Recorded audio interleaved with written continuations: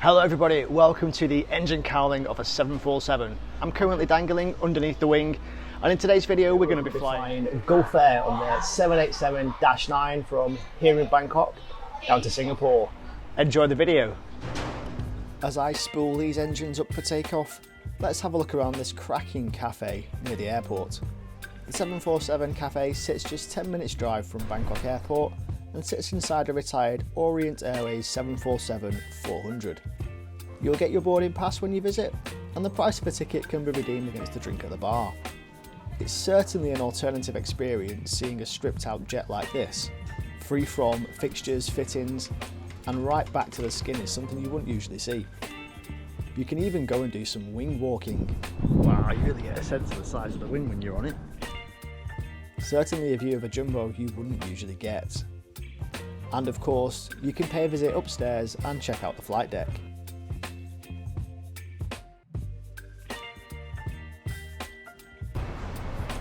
Okay, so just got dropped off by taxi here. This terminal is huge.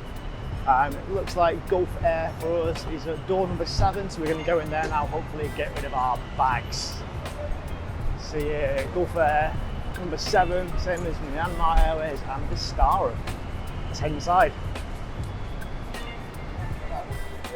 Wow. As you can see, this is huge. So column P, looks like we'll be boarding, well, checking our bags in over here.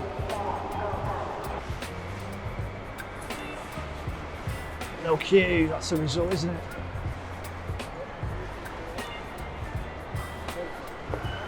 Hello. No, it's in this fruit.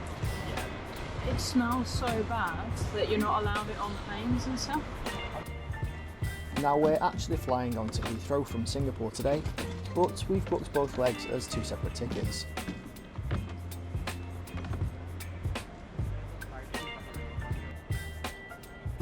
Oh, that's excellent. Thank you, the lovely check-in agent there. She's checked our bags all the way through to London on BA, so we won't have to go and collect them once we land at Singapore. That means we've got time to go on the slide, which will be part of the next video. Well, I like an observation deck. Can we go on the observation deck? Okay, let's go. Thought it'd be outside, it's inside, so you can't really see too much.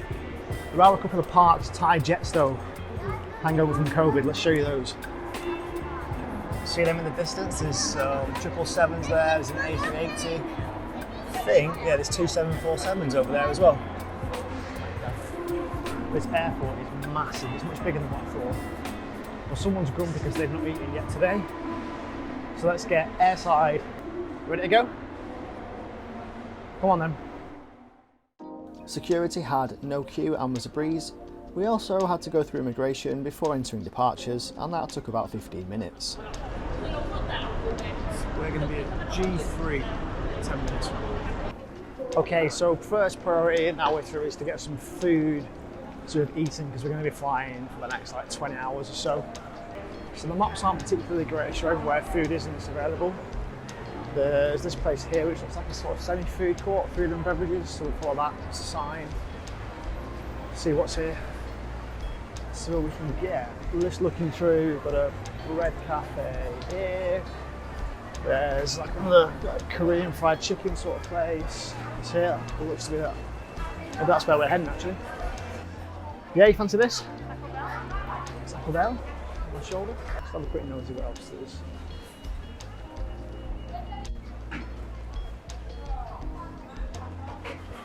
Yeah, it's just like the usual fast food sort of stuff. Taco Bell probably do us. 2 o'clock, we've got about 2 hours. Spoiler, Taco Bell did not do us. Okay, so our plan now is to go to the Air France KLM lounge, try and get in there with priority pass. A lot of the lounges are located fairly close to our gate in Pier G, so it's closer for us to use these. Okay, so Air France KLM lounge, here we come.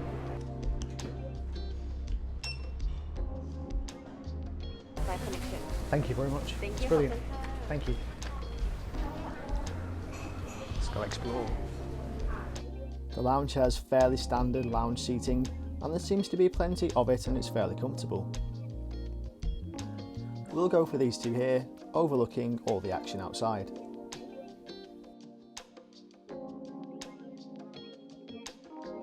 Exploring the food and beverage on offer here, and you'll find sparkling wine but no champagne, alongside regular white and red wine too.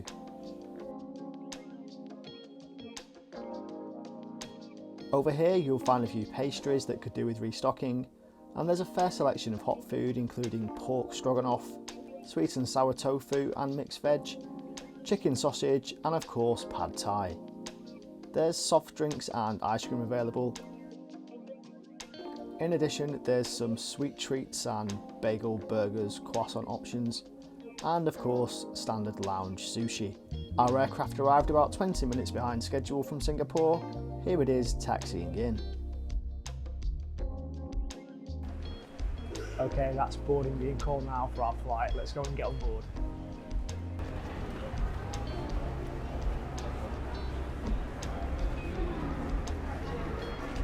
It's a lovely, spacious and airy terminal in Bangkok.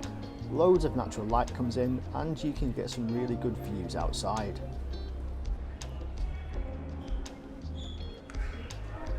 It's a very good looking jet.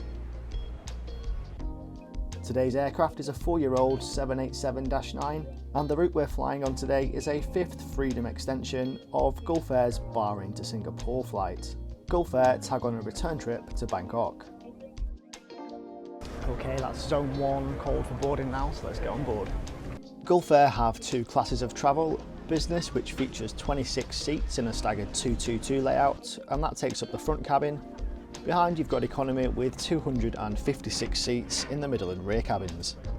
These seats are in a 3-3 layout, and that's with the exception of the very last row, which is a 2-3-2, and that's where we'll find ourselves today. This row is missing a seat due to the curvature of the aircraft, and in my view, 2 of the best seats in economy.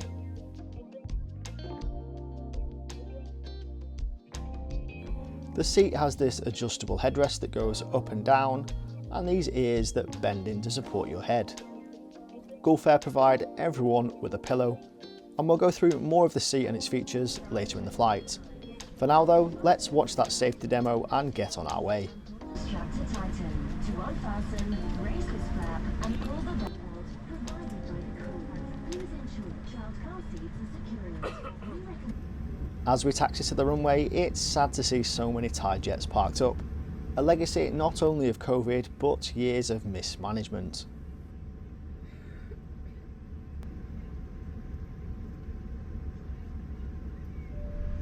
Takeoff today, runway 1 right.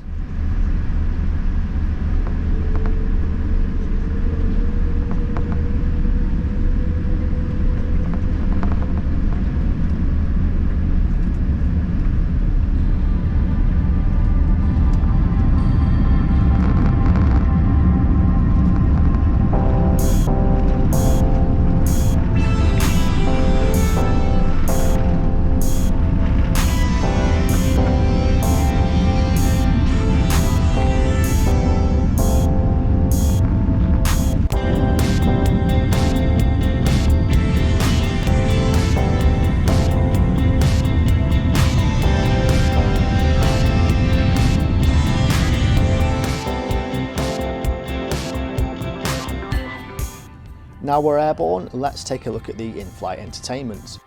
The screen is nice and big, fully adjustable, and features a range of movies, TV shows, Middle Eastern music and games. Unfortunately though, none of this was available for us.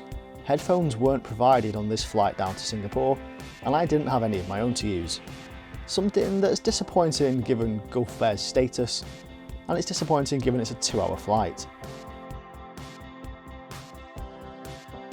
The moving map though I had more luck with. It was easy to use on the responsive screen and featured a range of views of different maps and layout options.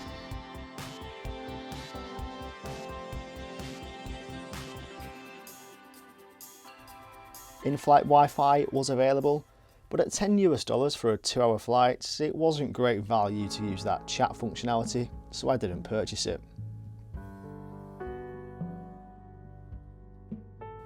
The next thing on Gulf Air that disappointed me was the food. take a look at this. Some sort of bread in a plastic bag with no description, allergen information or anything to tell you really what it was.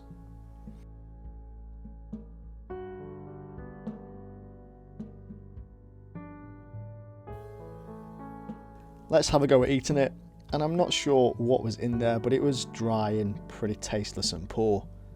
We did, however, manage to get a drink 10 minutes later, which was nice to see a full-size can, but I would rather have had the drink first.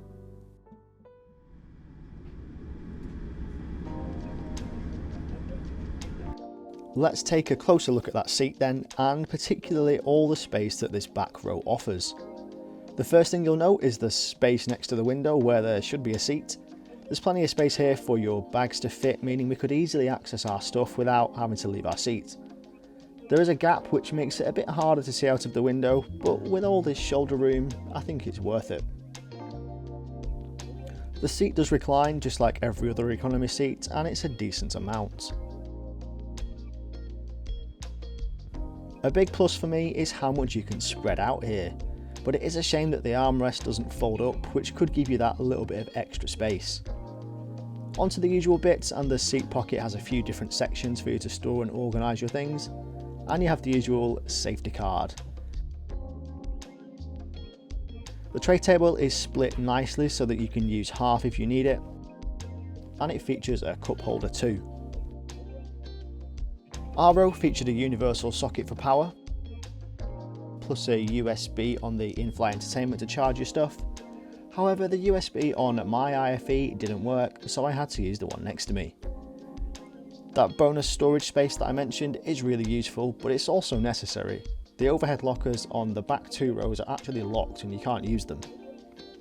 A quick trip to the toilet, which is right behind this row. Before you ask down in the comments, you can hear the toilet flush from our seats, which could be bothersome on a longer overnight flight. The first thing that I noticed is the lack of soap. It's a big no-no, especially at the moment. Other than that though, the toilet was as you might expect. It's fairly clean an hour or so into the flight. As the sun sets then over the Straits of Malacca, I'm going to take a quick nap before we're onto a bumpy finals down into Singapore.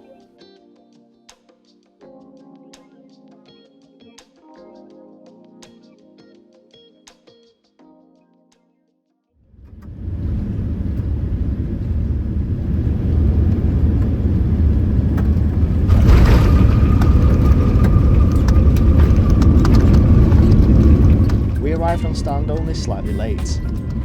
Okay, let's get off this plane now and go and get our connection. Plenty of confusion for those staying onto Bahrain. Everyone has to leave the plane here for cleaning and security, but that message didn't always get through. You need to leave the aircraft. Thanks very much. Cheers. Okay, so that was Gulf Air 787-9 from Bangkok down to Singapore. We've got a connection now on BA, but thanks for watching. Hope you enjoyed the video. We'll see you next time.